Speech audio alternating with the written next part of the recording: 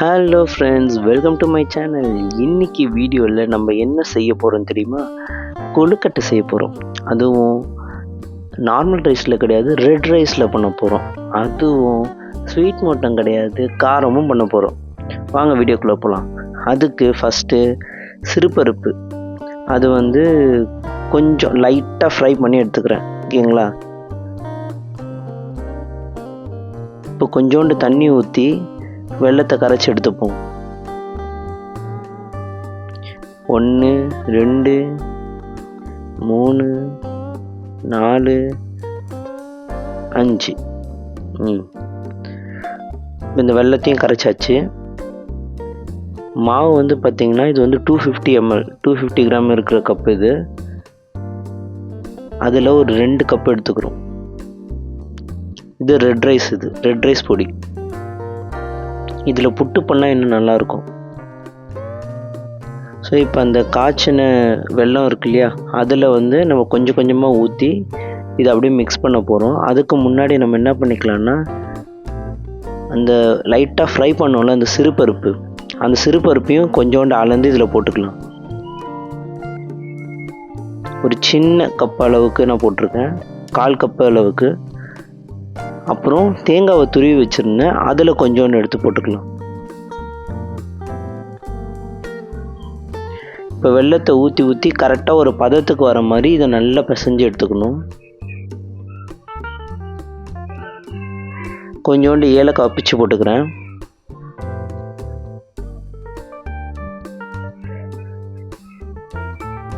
Okay, இதுதான் பதம். பாருங்கள், இந்த பதத்திலே நம்ம பிசைஞ்சு பிடிச்சோன்னா பிடி கொழுக்கட்டை ரெடி ஆகிடும்.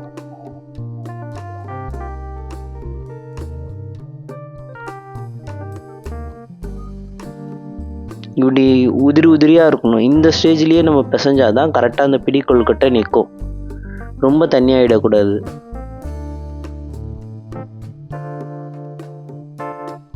ஓகே, இப்போ கரெக்டாக இருக்குது பதம். இப்போ இந்த மாதிரி எல்லாத்தையும் ஃபுல்லாக நம்ம பிடிச்சி வச்சுப்போம்.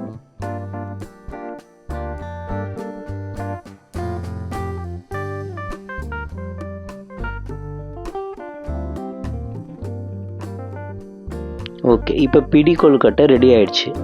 அடுத்து பார்த்திங்கன்னா நம்ம பூர்ணம் வச்சு பண்ணலாம். பூர்ண கொழுக்கட்டை பண்ணலாம் இதே ரைஸில், அதே ரெட் ரைஸில். இந்த வாட்டி ஒரு 1.5 கப் அளவுக்கு எடுத்துக்கிறேன்.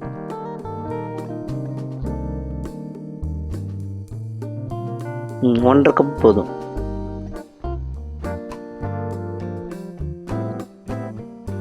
கொஞ்சோண்டு உப்பு, தண்ணி ஊற்றி இதை அப்படியே நல்லா பிசைஞ்சு எடுத்துக்கலாம். இதோடைய பதம் வேறு, ஏன்னா நம்ம உள்ள பூர்ணம் வச்சு இது பண்ண போகிறோம். இதோடைய பதம் எப்படி இருக்கணும்னா, கொஞ்சம் லைட்டாக போன வாட்டி உதிரி உதிரியாக இருந்ததில் இது அப்படி இருக்கக்கூடாது. இது கொஞ்சம் இதுவாக இருக்கணும், ஈரப்பதமாக இருக்கணும்.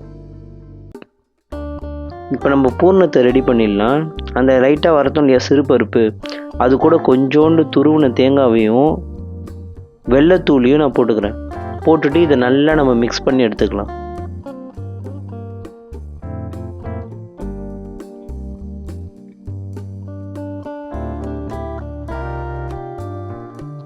ஓகே, இதை நல்லா நம்ம மிக்ஸ் பண்ணனாலே பூர்ணம் ரெடி ஆகிடும். பூர்ணம் அதிகமாக வச்சு சாப்பிட்றது தான் எனக்கு பிடிக்கும். ஆனால் இவங்க கொஞ்சம் கம்மியாக தான் வச்சு வைக்கிறாங்க. ஸோ அதிகமாக வைக்கணும்னு நினைக்கிறவங்க கொஞ்சம் அதிகமாக வச்சுக்கோங்க. ஸ்வீட்டும் நான் 1 ஸ்பூன் எக்ஸ்ட்ரா போட்டுக்கிறேன். இது பாருங்கள், இந்த மாதிரி பிடிச்சி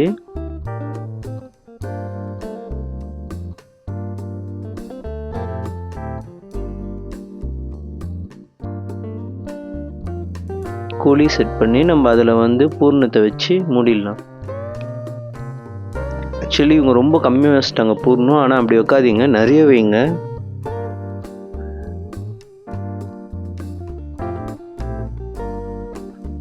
இப்போ இதையும் நம்ம பிடிச்சி எடுத்துக்கலாம்.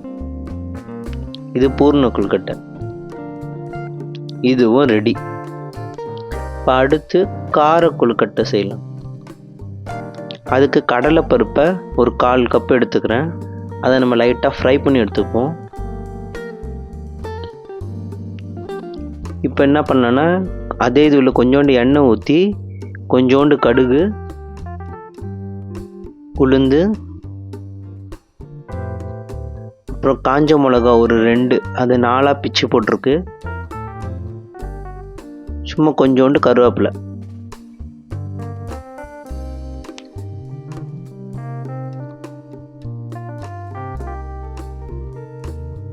இது வந்து தேங்காய் துருவுனது கிடையாது, இது தேங்காவை பத்தியாக சீவி வச்சிருக்கு சின்ன சின்னதாக. இப்போ நம்ம ஃப்ரை பண்ணோம் இல்லையா, அந்த கடலை பருப்பையும் இதில் ஆட் பண்ணிக்கிட்டேன். அவ்வளோதான். அதை நல்லா அப்படி லைட்டாக ஃப்ரை பண்ணி எடுத்துக்கிட்டு இப்போ நம்ம அதே கப்பில் 2 கப் அளவுக்கு மாவு எடுத்துக்கிறோம். ரெட் ரைஸ் ரொம்ப ரொம்ப நல்லது உடம்புக்கு, அதனால தான் நான் ரெட் ரைஸ்லேயே ஃபுல்லாக பண்ண சொன்னேன், நார்மல் ரைஸில் பண்ணாமல். இப்போ நம்ம அந்த ஃப்ரை பண்ண அந்த இதுவெல்லாம் எடுத்தோம் இல்லையா, தாளித்தது, அதெல்லாம் இதில் போட்டுக்கலாம். இதில் இப்போ கொஞ்சம் கொஞ்சமாக அப்படியே தண்ணி ஊற்றி, போன வாட்டி நம்ம கொழுக்கட்டைக்கு பூர்ண கொழுக்கட்டைக்கு எப்படி பண்ணோமோ அதே பதத்துக்கு இப்போ இதையும் பண்ணிடணும். இதையும் உருண்டை பிடிச்சி வச்சுக்கலாம். இது டிஃப்ரெண்ட் தெரியணுன்றதுக்காக வேறு ஷேப்பில் பிடிச்சிட்ருக்கு. ஏன்னா எல்லாமே ஒரே கலரில் தான் வரும் கொழுக்கட்டை. ஓகே, இப்போ இதுவும் ரெடி. இட்லி குண்டானில் தண்ணி வச்சு தண்ணி சூடானதும் கீழே காரமாக இருக்கிற அந்த கொழுக்கட்டையை வச்சுக்கலாம். ஸ்வீட் ஐட்டம் எல்லாம் ஒரேடியாக மேலே வச்சிடலாம், அதுக்காக தான்.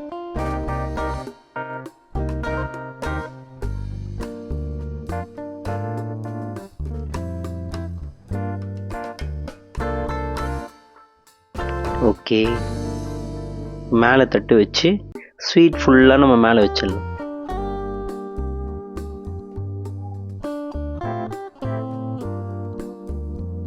ஓகே, இப்போ மூடி வச்சுட்டு ஒரு 15 நிமிஷம் ஆவி கட்டினீங்கன்னா சுட சுட கொழுக்கட்டை ரெடி. இங்கே பாருங்கள், எல்லாமே ஒரே கலரில் தான் இருக்கா, அதனால தான் நான் வேறு ஷேப்பில் பண்ண சொன்னேன். இது பாருங்கள், கார கொழுக்கட்டை, பூர்ண கொழுக்கட்டை, இது நார்மல் பிடி கொழுக்கட்டை.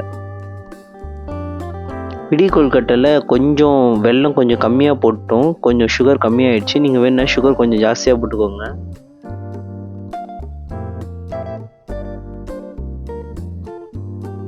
செம்மையாக வந்திருக்கு. நான் சொன்னேன் இல்லையா, பூர்ண கொழுக்கட்டையில் பூர்ணம் கொஞ்சம் கம்மி, நீங்கள் வைக்கும்போது கொஞ்சம் ஜாஸ்தியாக வச்சுக்கோங்க. ஓகே, இதேமாதிரி நீங்களும் ட்ரை பண்ணி பார்த்துட்டு எப்படி இருந்ததுன்னு சொல்லுங்கள். இந்த வீடியோ உங்களுக்கு பிடிச்சிருந்தா லைக் பண்ணுங்கள், கமெண்ட் பண்ணுங்கள், ஷேர் பண்ணுங்கள், மறக்காமல் சப்ஸ்கிரைப் பண்ணுங்கள். அப்படியே பக்கத்தில் இருக்க அந்த பெல் ஐக்கானையும் ப்ரெஸ் பண்ணுங்கள். Bye bye.